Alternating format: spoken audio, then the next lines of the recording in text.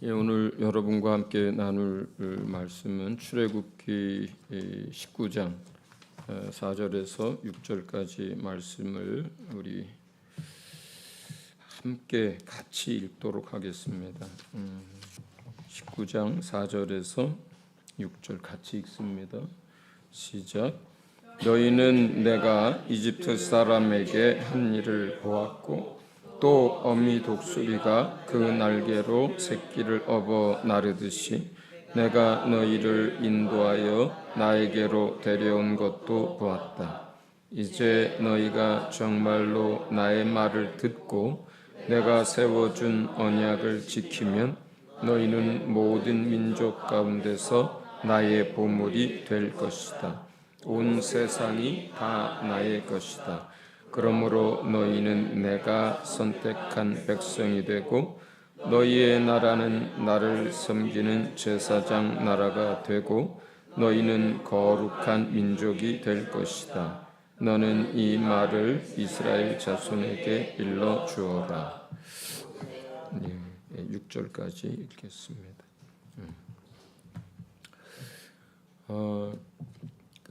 이번에 어제 오후에 한국으로 들어왔는데 여러분께 너무너무 감사를 드려야 될 것 같아요. 아주 오랜 동안 벌써 서진 선교를 시작한 지 얼마나 됐는지 기억도 잘 안 나는데요. 그 동안에 수십 번도 글쎄요, 엄청나게 많이 선교지에서 사역을 하고 들어왔는데 어제처럼 건강하고 어제처럼 컨디션이 좋고 어제처럼 이렇게 멀쩡하게 들어온 게 어제가 최고였습니다. 어쨌든 감사합니다. 나갈 때는 막 오후 예배 때 제가 나가기 전날 밤에 거울을 보면서 저 사람 누구냐, 얼굴이 왜 이렇게 퉁퉁 부어 있고 막 그러냐고 그래서 기도 부탁을 드리고 나갔는데 이번 일정은 모든 일정이 은혜롭기도 했지만 또 건강을 또 잘 관리할 수 있도록 또 상황을 주셨고 또 여러분들이 기도해 주시면서 아주 정말 건강한 모습으로 제가 어느 주일보다도 머리가 맑은 상태로 여러분과 이제 말씀을 나누게 돼서 주님께도 여러분에게도 아주 진심으로 감사를 드립니다. 이 본문은 지난 한 주간 이제 매일매일 말씀을 이제 읽고 묵상하던 여러 말씀들 중에서 제 마음에 가장 오래 남았고 또 그날뿐만 아니라 여러 날 다시 생각하게 됐던 그런 말씀을 여러분과 함께 나누게 되었습니다. 이게 이제 2달 정도 애굽에서 나오고 나서 셋째 달이 됐으니까 이제 2달 정도 지난 상태에서 광야로 나와서 시내산에 이르렀을 때에 그때 모세를 통해서 하나님이 이스라엘 백성에게 한 이야기예요. 그러니까 거기 보면 내가 이집트 사람에게 한 일을 너희가 보았다. 또 어미 독수리가 그 날개로 자기 새끼를 업어 나르듯이 내가 너희를 인도해서 나에게로 데려온 것도 보았다. 이렇게 얘기를 해요. 이 말씀을 제가 아마 삐누린에서 아침에 읽은 것 같은데 그 지난 40년 가까이의 시간들이 새록 기억이 나는 거예요. 내가 여기서 말하는 애굽 세상에서 어떻게 살았고 내가 여기서 말하는 애굽 죄악 가운데서 어떻게 살았고 내가 어떤 마음의 고통 가운데 또 짐을 지고 살았던지를 기억하게 하시고 그리고 그동안 죄에서뿐만 아니라 하나님의 사람으로 또 주신 사명을 따라 여기까지 어떻게 하셨는지 그 모든 과정이 마치 이 표현처럼 독수리가 자기 새끼를 자기 날개에 얹어서 나르고 인도하듯이 그렇게 인도하셨던 것들을 기억하게 하셨습니다. 뿐만 아니라 여러분 한 사람 한 사람도 다 그렇게 주님이 업어서 인도하시고 나르시고 지켜주시고 먹였던 것들을 기억하게 하셨습니다. 뿐만 아니라 이제 그 이스라엘 백성뿐만 아니라 오늘도 여러분 안에서 일하시는 성령 하나님께서 여러분을 어떻게 먹이는지, 어떻게 보호하시는지, 어떻게 인도하시는지 오늘 함께 나누는 말씀 가운데서 그런 것들이 깊이 또 와닿고 기억나고 생각날 수 있기를 바랍니다. 이번에 다녀온 선교지는 여러분이 아는 대로 지금 내전이 이제 치열하게 벌어지는 나라입니다. 그리고 삐누리는 미얀마의 중부 지역의 옛날 수도인, 옛날 왕정 시대 수도인 만델라이라고 하는 곳에서 차로 1시간 정도 거리에 있는 이제 한 해발 800, 1000 정도 되는 살기는 좋은 그러한 지역입니다. 원래 거기에 이제 이중현 선교사 내외를 저희가 이제 함께 파송하게 될 때 이제 정청 선교사 가정과 함께 두 가정을 파송했었죠. 정청 선교사는 이제 몇 년 전에 철수를 했고 이제 그 비누린에는 우리 이중현 선교사 가정이 계속 사역을 하고 있었습니다. 내전 상황은 비누린에 들어갔을 때는 잘 모르겠어요. 이게 지금 내전 중인 나라인지 무슨 나라인지 일상의 삶을 다 살고 있어요. 그런데 이제 우리 사역자로 키우는 이제 수희라고 하는 한국 이름을 지어줬는데 수희라고 하는 아이가 삐누린 외곽에 있는 중국 선교사가 세운 신학교 지금 4학년인데 밤에 이제 피난을 위한 이제 배낭을 하나 학생들은 전부 다 이제 싸서 머리맡에 두고 있고 그리고 밤에 지금도 이제 총소리가 계속 들린대요. 그러니까 바로 거기서 얼마 안 떨어진 곳에서 지금 전투가 벌어지고 있거든요. 저희 숙소에서는 그 반대 방향이어가지고 만델라 방향이어서 총소리가 들리지는 않더라고요. 그리고 또 하나 이제 달랐던 거는 잘 되는 식당도 낮에 손님이 한 테이블 두 테이블밖에 없어요. 큰 식당도 사람들이 쓸 돈이 없어요. 그러니까 전쟁 중이고 물가는 천정부지로 오르고 월급은 오른 게 없고 직장은 점점 더 이렇게 잘리는 데들이 많아지고 그래서 사람들이 뭐 돈을 쓸 수가 없어서 뭐 시장이라든가 식당에는 사람들이 많지 않더라고요. 근데 저녁이 되면 사람이 붐비는 곳이 있더라고요. 다른 데는 하나도 안 돼. 저녁이 되면 술집. 술집에는 사람들이 바글바글 모인대요. 저녁에 안 나가봤으니까 모르는데 거기 있는 선교사가 그렇게 얘기를 해요. 사람들에게 소망이 없으니까 또 두려우니까 그리고 그러니까 보통 술 먹는 사람들은 자식이 굶어도 술 먹잖아요, 그죠? 옛날에 보면 집에 쌀이 떨어져서 나가서 술 먹잖아요. 저 북한 사람들 얘기 우리 많이 들었잖아요. 그러니까 그런 거예요, 이게. 그리고 또 하나는 이게 집값, 땅값이 천정부지로 올라 있어요. 그러니까 그 비누린 지역은 육군사관학교, 해군사관학교, 공군사관학교, 3군사관학교가 다 거기에 몰려 있고 그리고 또 거기에는 이제 퇴역한 장성들의 별장과 집들이 많고 또 그곳은 미얀마의 부자들의 그 이제 여름 별장들이 많이 있는 곳이다 보니까 이제 따웅지라든가 저 위쪽 라쇼라든가 또 왼쪽 뭐 이런 데서 돈 있는 사람들만 움직이는데 이 사람들이 양곤까지 가면 멀기도 하거니와 양곤은 비누리보다 훨씬 비싸니까 지금 그쪽으로 이제 신안에 오는 사람들 때문에 아파트 렌트비나 이런 게 뭐 말도 못하게 비싸요. 그러니까 가난한 사람들은 안 움직이고 이제 부자들이 돈 있는 사람들이 양곤으로 갈 사람은 가고 그렇지 않은 사람은 이제 비누린으로 오는 거예요.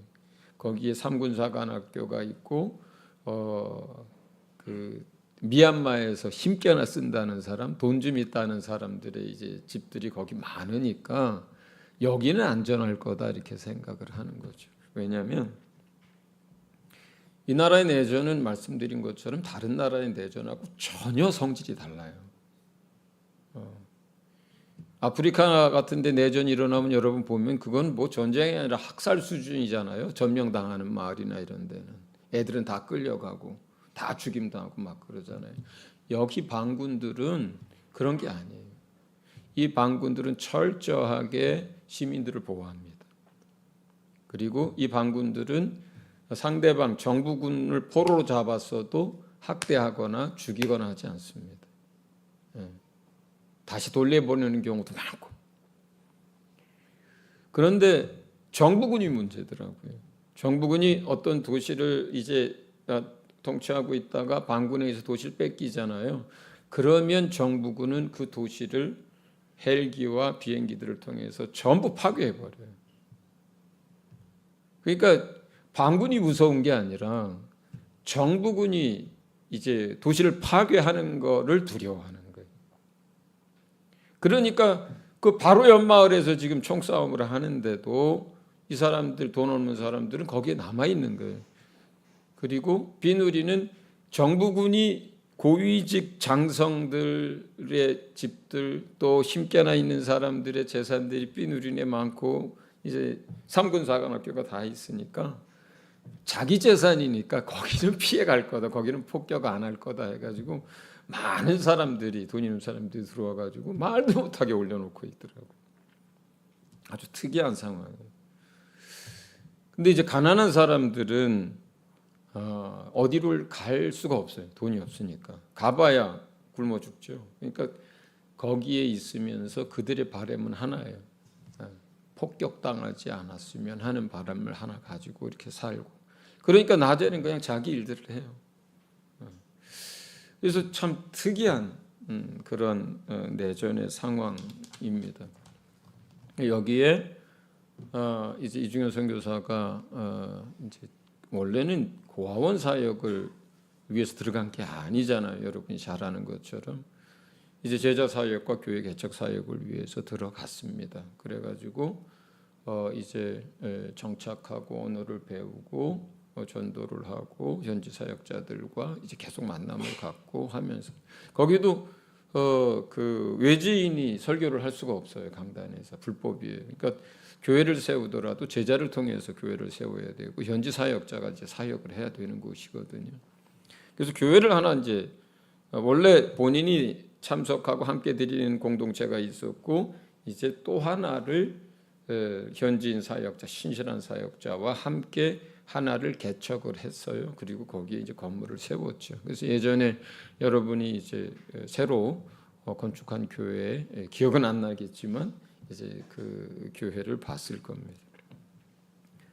그런데 내전이 일어났잖아요. 군사 이제 쿠데타가 일어나면서 고아들이 말도 못하게 생기는 거예요. 계속해서 부모 잃은 고아, 부모가 책임질 수 없어서 방치된, 부모도 먹을 게 없고 또 막 이런 상태의 고아, 그러니까 부모가 한쪽 부모라도 있는데도 고아와 시설 속에 있는 애들, 그 다음에 집에 방치돼서 못 먹고 있는 애들, 이런 애들이 이제 막 그 내전 중에 계속 생기는 거예요. 그 나라는 원래 그런 애들이 생기면 절에서 다 그걸 애들을 케어해 줬거든요. 근데 절도 그걸 할 수가 없는 상태인 거예요. 그래서 국가에서 운영하는 시설들을 만들기 시작했는데 거기 이제 함께 이제 개척한 교회 이제 목사님과 사모님이 선교사 부부와 함께 이 현재 이제 고아원을 운영하고 있는데 그 고아들을 데리러 시설에 갔었대요. 근데 정말 짐승을 가두고 살아도 이렇게까지 할 수 있을까 정도의 그런 시설들 속에서 아이들이 있었던 거예요. 하루에 겨우 한 끼 먹고 뭐 피부병에 뭐 그 조그만 방에 8, 9명씩 끼어서 있고 그 더운 나라에서. 그러니까 그런데 국가에서 세운 시설이 여러 군데가 있는데 다 이런 형편인 거예요. 그래서 이제 그런 이야기를 듣고 거기 이제 동역하는 함께하는 목사님과 이제 선교사 내외가 고아원을 해야 되겠다. 더군다나 선교적으로 이것이 굉장히 의미가 있는 것이 미얀마에서는 초등학교 유치원만 돼도 학교에서 의무적으로 그 불교에 관련된 걸 배우고 거기에다가 학교에서 시주를 해야 되고 의무적으로 그리고 전부 또 그런 그 불교에서 이렇게 하는 숭배하고 하는 그런 걸 다 참여해야 돼요. 그리고 2달인가 또 이렇게 들어가서 절에 들어가서 또 뭘 이렇게 생활하는 것들도 해야 되고. 그래서 사실은 고등학교 또는 대학생 이 성년이 된 상태에서 복음을 전해 들어서 예수 믿고 세례받고 다 해도요. 바닥에 불교 세계관 위에 기독교가 들어가게 되면서 그때는 다 따라하고 예배도 하고 헌금도 하고 뭐 다 하고 기도도 했는데 나중에 가보면 다시 돌아가 있어요. 절에는 안 나가도 기독교 버리고 그냥 하는 케이스가 굉장히 많거든요. 그러니까 그 아주 문화하고 그들의 삶이고 정치고 경제고 그래요. 그래서 아주 어렸을 때 세계관이 만들어지기 전에 얘네들을 선교하는 것이 가장 효과적이기도 해요.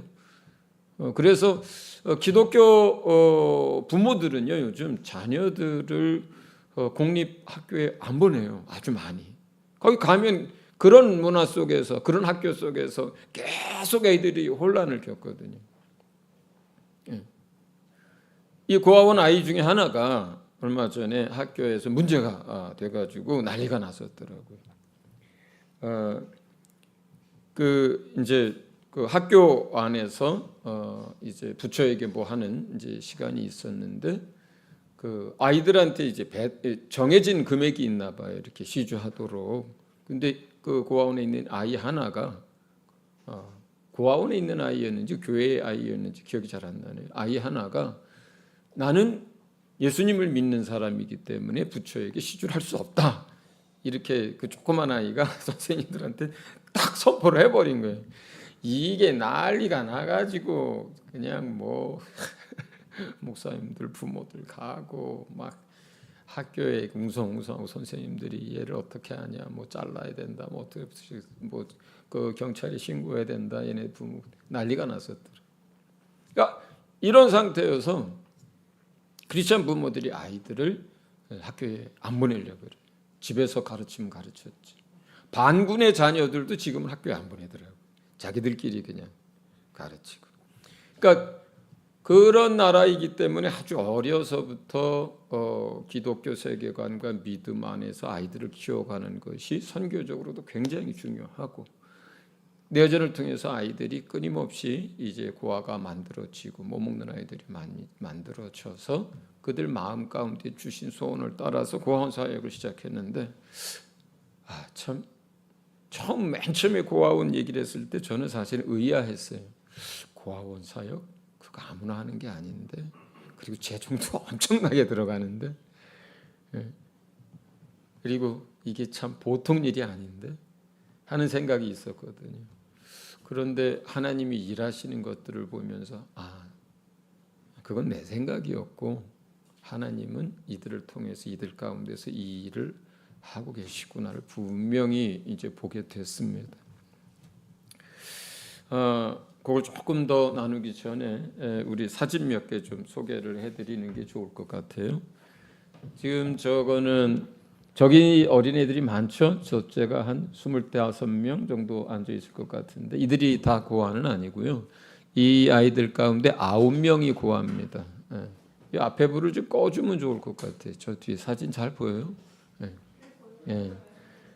아이들 가운데 여기 지금 한 25명, 30명까지는 안 될 것 같고 아이들이 있는데 이 가운데 9명의 아이들이 이제 고아예요. 그런데 정말 감사한 게요. 제가 감동을 받았던 것 중에 하나가 선교사가 참 주님의 마음도 가지고 있고 지혜로운 게 뭐냐면 교회에 있는 아이들과 고아들을 전혀 구분하거나 차별하거나 따로 하질 않고 첫째, 그 다음에 이 선교사의 자녀가 셋이 있거든요. 다음 사진 한번 볼까요? 또 그 다음 사진 넘겨보세요. 이거는 아이들이 머물고 있는 현재 숙소예요. 그 다음 사진. 이런 고아 애들이 이제 연령대가 제일 적은 애는 이제 겨우 걷는 애부터 제일 나이 많은 애가 16살짜리까지 있더라고요. 그 다음에 이게 이제 그 집이에요. 고아들을 키우는. 그 다음에 이게 이제 멀리서 찍으면 이런 다시 이런 옛날 있었던 집에 그 방 몇 개에 2층 침대들을 놓고 해서 아이들을 이제 9명을 이제 데리고 있죠. 그 다음 사진. 이거는 그 바로 옆에 이제 후원을 받아서 신축한 교회 건물이고요. 그 다음 여기가 이제 고아원을 이번에 이제 신축하려고 하는 그 교회 바로 옆 부지입니다. 그 다음 이제 아이들을 통학시키고 할 때 쓰는 3륜차예요. 그 다음 거기 현재 있는 사역자들과 스태프들입니다. 그 다음 여 사진에 보면 제가 이거 마이크 안 나와도 잠깐 좀 그냥 움직일게요. 여기가 둘째 아들 선교사 시연이, 첫째 아들 성현이, 얘가 막내딸 가연이. 근데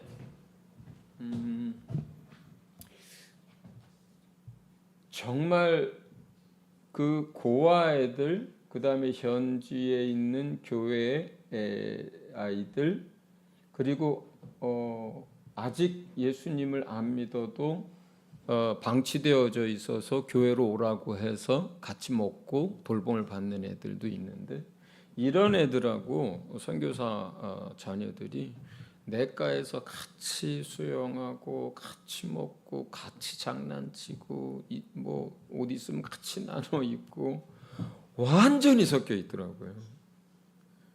그러니까 완전히 섞여 있어요. 옛날에 여러분 한번 생각해 보세요. 한국에서는요, 고아원 뭐 어디 마을에 들어온다거나 뭐 한다 그러면은 그 주변 사람들이 얼마나 그거 반대하고, 그리고 그 아이들 이렇게 그 나쁜 시선으로 바라보고 얼마나 그랬는지 몰라요. 한국에도 고아원들에 대해서. 근데 그 선교사도 그렇고 거기 목사님 내외도 그렇고 정말 친자식처럼 돌보는 것 같아요. 아이들의 이름을 하나하나 다 기억할 뿐만 아니라, 고아뿐만 아니라 거기 있는 그 교회 아이들, 그리고 고아 아이들의 신상과 어떤 삶을 살았고 지금 어떻고 뭘 힘들어할까 다 알고 있더라고요. 그래서 이 아이들을 정말 부모처럼 돌보고, 그리고 먹이고 입히고 치료하고 책 사주고 교육비 내고 데리고 학교에 가고 끝나면 다시 또 데리고 오고 오후에 다시 방과후에서 애들 학습시키고 예배하고, 너무 아름다운 거예요.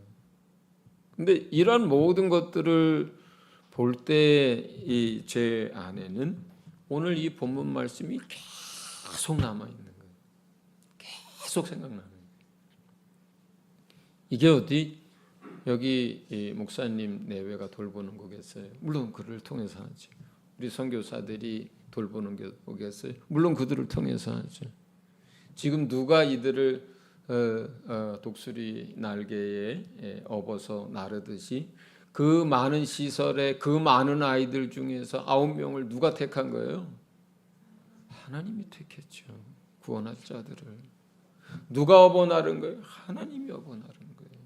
지금 누가 이 사람들을 키우고 있는 거예요? 하나님이 키우고 있는 거예요. 여러분, 이 고아 한 명을 먹이고 입히고 치료하고 그리고 책 사주고 또 뭐 교육비 내고 다 하는데 한 명당 우리 돈으로 10만 원 들어가요 지금. 네, 한 명당 한 달에. 선교사가 무슨 돈이 그렇게 있어요? 네. 그런데 그걸 할 수 있도록 하나님이 물질을 공급하시고 마음을 주고 그리고 돈을 많이 주면 안 되잖아요. 또 잘못할 수 있잖아요. 그래서 시장 가서 자기네 물건 먹을 야채 사다가 또 아이들 걸 사고 또 자기 아이들 과자를 좀 사주려다가 그 아이들 걸 또 사고 한국에서 옷이 오면 또 그 아이들 거 옷 다 챙겨가지고. 그러니까 어떤 생각이 계속 드냐면 이 말씀의 생각들이 계속 나는 거예요. 하나님이 이 아이들을 어떻게 돌보시는지, 어떻게 업어서 나르셨는지, 어떻게 먹이시는지, 어떻게 가르치는지. 이 아이들을 보면서 또 누구 생각이 나요? 여러분 생각도 나는 거예요. 여러분을 하나님이 어떻게 인도하셨는지, 어떻게 구원해 내셨는지, 지금 어떻게 돌보시는지, 어떻게 입히시는지. 조 집사님 예수님 믿은 지 지금 한 벌써 20년 가까이 되지 않아요? 20년은 조금 안 됐겠죠? 거의 된 것 같아요. 그 시간의 삶은 하나님이 업어서 나르고 하나님이 넘어질 때 일으키고 하나님이 힘들 때 붙들어주고 하나님이 직장을 주고 하나님이 일할 수 있는 건강을 주고 하나님이 그 자녀를 기르고 하나님이 그 가정에 평안을 주고 하나님이 집을 주고 하나님이 찬양 인도할 수 있도록 그 은혜를 부어주시고 그 20년의 삶이라는 것은 하나님이 업고 입고 입으시고 기르시고 돌보신 그 시간이에요. 그냥. 우리 권사님 80년의 삶이라는 게 뭘로 설명하겠어요? 권사님이 잘해서 자식들을 키운 거예요. 권사님이 잘해서 손주들이 예수님 잘 믿고 여기서 이렇게 봉사하는 거예요. 권사님이 뭐 어떻게 해서 그게 한 거예요? 아니에요. 시장 바닥에 앉아서 힘들 때도 그 짐을 끌고 수레를 끌고 힘에 지난 그 걸음을 걸을 때도 그 뒤에서 밀어준 건 하나님이. 물건을 팔 수 있던 것도 하나님이고 80될 때까지 일할 수 있도록 건강 주신 것도 하나님이고.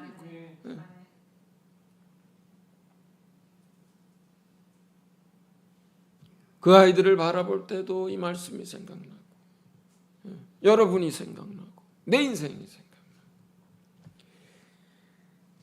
그래서 제가 카톡에다 말씀드린 것처럼 그들에게 끼친 격려와 위로와 은혜도 많았겠지만 저는 이번 일정 내내 주의 은혜 아래서 살았습니다. 그러다가 이제 오면서 감사하게도 낮 비행기를 타고 왔는데 피곤해서 잠깐 자기도 하고 주는 점심을 먹기도 하고 또 뭐 했는데 시간이 남아서 영화를 한 편 봤어요. 비행기에서. 그런데 제목이 원 라이프라고 하는 영화를 봤습니다. 그 포스터 하나 이 배우는 잘 알려진 배우죠, 그렇죠? 영국 배우인지. 여러분 쉰들러 리스트라고 하는 영화 알잖아요, 그죠? 이제 그 기계 공장을 하는 사장이 이제 유대인들을 구해내기 위해서 그들을 이제 돌보고 나중에 자기 재산과 모든 걸 다 이제 바쳐서 많은 유대인들을 끌려가지 않게 하고 자기 공장에서 케어하고 먹을 것을 줘가지고 많은 사람들을 구해내는 이야기가 이제 쉰들러 리스트잖아요. 거의 그런 이야기예요. 알려지지 않았던 이야기예요. 이 사람의 이야기가. 나중에 이 사람이 이제 정말 나이가 많이 들어서 영화 속에서는 이런 백발이 나이가 됐을 때 비로소 본인이 가지고 있던 이 자료들과 많은 것들을 버릴 수는 없고 이걸 어떻게 역사적인 의미도 있고 그래서 이걸 어떻게 어디에 이걸 보관해야 할까 도서관에다 기증을 해야 되나 뭘 어떻게 하나 하는 과정에서 어떤 한 분에게 이제 이걸 얘기하게 되고 그 남편이 유력한 언론인이어서 그분을 통해서 이게 이제 나중에 방송에도 나가고 영화로도 만들어지게 되면서 세상에 알려진 이야기예요. 이게 1938년에 그 이제 세계 2차 대전이 일어나기 전에 나치가 그 체코슬로바키아를 점령합니다. 근데 이제 그 체코슬로바키아와 독일과 붙어 있는 그 주를 점령을 해요. 근데 그 이때 그 당시 가장 열강 중에 가장 강대국이었던 영국과 프랑스와 이탈리아 정상들이 모여서 전쟁을 안 하도록 하려고 전쟁이 확전이 되지 않게 하려고 또 그걸 조건으로 해서 그 점령한 지역을 그냥 내주는 걸로 남의 나라 땅인데 지들이 모여가지고 그걸 내주는 걸로 이렇게 협약을 맺어버립니다. 그래서 그 지역에 살고 있었던 많은 사람들이 이제 피난을 해요. 그래서 그 체코슬로바키아의 수도인 프라하로 오게 되거든요. 그 프라하로 왔는데 겨울은 다가오고 있고 약속은 그렇게 했는데 나치가 그 약속 어기고 전쟁을 일으킬 것이 뻔한 상태가 되고 애들은 먹을 게 없고 있을 곳이 없고 그래서 무슨 인권단체 NGO 이런 데서 막 거기서 막 겨우겨우 돌보고 있는데 여기서 이제 니콜이라고 하는 그 주인공이 증권 회사에 다니던 사람인데 그 소식을 듣고 거기를 방문했다가 그 방치돼 있고 그 이제 곧 전쟁이 들이닥칠 거고 그 다음에 겨울이 닥칠 것인데 이 아이들을 보면서 이 아이들을 영국으로 탈출시킬 계획을 세웁니다. 그래서 몇 명의 조력자들과 함께 이 아이들을 탈출시키는데 뭐 그러려면 굉장히 많은 영국의 이민국에서의 또 뭐 비자와 뭐 모든 것들이 허락이 되어야 되죠. 이 아이들을 자기네 시설이 아니니까 전쟁이 끝나면 뭐 부모에게 돌려보낼 생각으로 하고 그 아들은 또 어떻게 이제 시설로 보내든지 어쨌건 간에 가정하고 연결을 시켰어야 하는 거예요. 위탁 가정 몇 년이 될지 모르지만 그 다음에 한 아이당 그 당시 50파운드씩의 돈이 필요했고 빼내고 하는데 그래서 이걸 모집하고 법적인 문제들을 해결하고 이제 한 그룹씩 빼내는 이야기예요. 그렇게 해가지고 이 사람이과 몇몇 조력자가 빼낸 아이들이 669명을 빼내더라고요. 거기서 마지막 또 이제 마지막은 아니고 마지막이 된 열차가 뭐였냐면 그때는 앞에서 빼낸 애들보다 더 많은 250명의 아이들을 기차에 태웠어요. 근데 그날 아침에 나치가 쳐들어왔어요. 그날부터가 2차 세계대전이 시작된 거예요. 그러면서 그 기차에 탔던 애들을 전부 다 나치가 다 끌어내립니다. 왜냐하면 프라하도 행정적으로는 이미 독일이 점령을 하고 있었거든요. 그래가지고 그 아이들이 다시 끌려내리고 그게 이제 결국은 그 아이들을 끌어내지 못했어요. 그리고 669명을 이제 끌어냈죠. 그 후에 어떤 일이 생겼냐면 나치 독일이 프라하를 점령하면서 거기에 있는 어린애들을 잡아간 것이 12,000명이에요. 대부분 유대인 아이들이고 그 중에서 나중에 살아 돌아온 게 200명이에요. 12,000명의 아이들, 어른들 말고 12,000명의 아이들을 잡아갔고 그 아이들의 99%가 다 거기서 죽습니다. 수용소에서 죽고 가스실에서 죽고 그리고 200명만 살아 돌아와요. 근데 이 니콜이라고 하는 사람이 이제 106세까지 살게 되는데 평생 많은 선한 일을 했어요. 성공회에서 세례를 받은 사람이고 근데 평생 그 자료들을 끌어안고 그 사진들을 보고 이제 애들을 데리고 나오기 위해서 거기서 사진 찍고 신상하고 해서 이제 이렇게 스크랩을 계속 했거든요. 그렇게 했더니 1,000몇백 명의 아이들을 대상으로 이제 끌어내려고 했다가 669명만 끌어낸 거예요. 근데 평생에 쉰들러 리스트에도 그 주인공이 이제 마지막에 많이 울면서 그 얘기하잖아요. 더 할 수 있었는데, 더 구해낼 수 있었는데, 그런 고백을 하잖아요. 근데 이 영화에 이제 어떤 대사 중에 이런 대사가 나옵니다. 한 사람의 생명을 구하는 것이 온 세상을 구하는 것이다. 라는 물론 기독교적 문화적 배경 속에서 나온 얘기겠죠. 한 영혼의 생명이 천하보다 귀하다라고 하는 배경에서 나온 대사일 거예요. 근데 생각해 보세요. 저는 그 영화를 보면서 거기에서 니콜이 한 건 육체의 생명을 구하는 거였어요. 나중에 이제 방송에 나오고 하면서 그때 구해낸 사람들이 이제 연락이 오고 그 아이들은요 그때 너무 어렸기 때문에 그리고 그 후에 뭐 이런 얘기가 뭐 사람들한테 자랑거리나 무슨 기사거리도 안 됐기 때문에 됐어도 그 당시에는 바로 2차 대전으로 들어가 버렸거든요. 그날부터. 그래서 이게 이슈가 안 됐었어요. 그래서 구출받은 그 아이들은요 누가 이런 걸 구조 계획을 세우고 누가 이렇게 했는지도 모르는 애들이 태어나였어요. 사는 동안. 근데 어쨌든 이거는 뭐예요?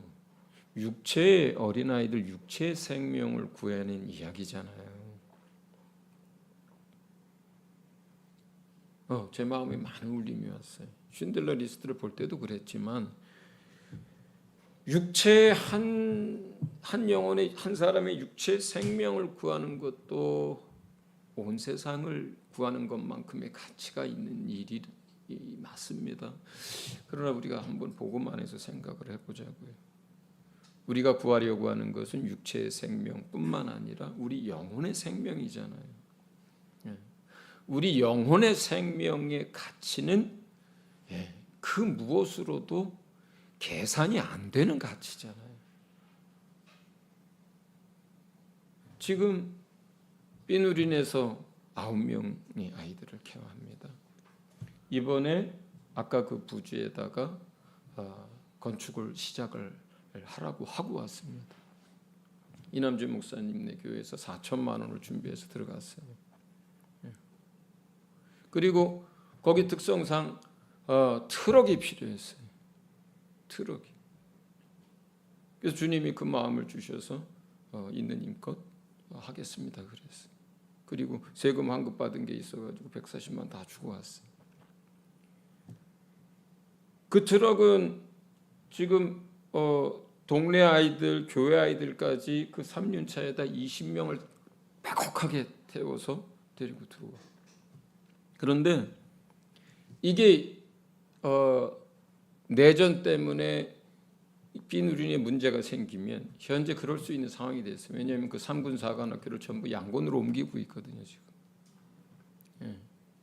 그 3군 사관학교와 그것 때문에 거기 군대가 외곽을 지키고 있는데 3군 사관학교를 다 옮기고 나면 빠진다고 그러더라고요. 그렇게 되면 어떻게 될지 모르는 상황. 가난한 사람들은 그냥 뭐 도시 밖으로 나가서 산에 숨든 어떻게 하든지 폭격만 면하면 돼요. 이제 그럴 생각이에요. 뭘 어떻게 되든 간에. 근데 이 고아들은 데리고 나와야 하는 거예요.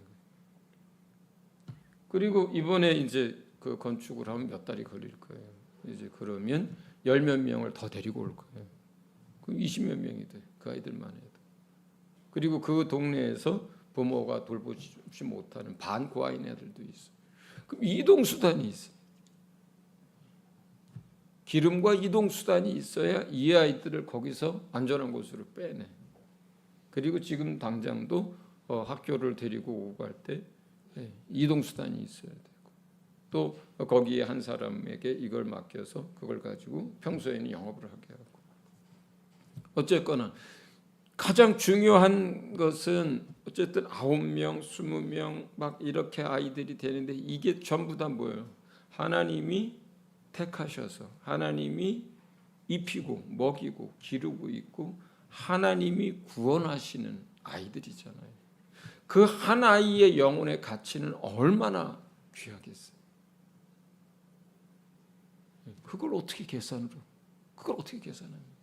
여러분 자신을 한번 생각해 보세요. 여러분이 하나님이 부르시고 택하셔서 구원해 주시지 않았다면, 이 자리에 있지 않다면 한번 생각해 보세요. 세상 가운데, 죄 가운데서 아직도 여전히 그렇게 살아가고 있다면 한번 생각해 보세요. 여러분이 그러다가 지옥 갔다고 한번 생각해 보자고요. 다른 사람의 생명의 가치로 계산하지 않고 여러분 자신의 생명의 가치로 한번 계산해 보자고요. 내 자신의 영혼의 가치로 한번 생각해 보자고요. 그 한 영혼의 가치가 도대체 얼마나 크고 얼마나 소중한지. 마지막으로 오늘 본문에는 이렇게 얘기합니다. 너희는 나의 백성이고 너희는 내가 택한 자들이고 내 소유고 너희는 왕 같은 제사장. 우리가 복음의 제사장이잖아요 지금. 그리고 마지막에 뭐라 그래? 너희는 나의 보물이라 그래. 자, 따라합니다. 나는 하나님의 백성, 복음의 제사장, 하나님의 보물이다. 그렇게 업어서 구원해낸 그 한 사람 한 사람이 하나님의 보물이라 그래. 하나님이 하신 고백에 너는 내 보물 같은, 내 보석 같은 나의 제사장이고 나의 백성이고, 이렇게 주님이 그 이스라엘 백성을 향해서 고백합니다. 내 자식의 생명이 귀한 만큼 이 세상에 귀하지 않은 영혼은 아무도 없어요. 영혼의 무게는 모두가 똑같습니다. 비누리에 있는 소수민족의 어린아이든 저 아프리카에서 못 먹어 굶어 죽어가는 그 아이의 영혼이든 내 자식의 영혼이든 그 영혼의 무게는 똑같습니다. 하나님이 저와 여러분에게 이 마지막 시대에 이곳에서 그리고 우리 선교사들을 통해서 이 가치를 잴 수도 없는, 무게를 달 수도 없는 그 한 영혼 한 영혼을 구원하는 그 일에 여러분 그리고 교회를 불러주셨습니다. 주님 오시는 날까지 우리가 그러한 일에 우리의 삶을 드리고 열정을 드리고 그것을 위해서 공부하고 그것을 위해서 직장에서 열심히 살고 그것을 위해서 예배하고 그것을 위해서 선교사들을 위해서 기도할 수 있기를 주의 이름으로 축원합니다. 네, 우리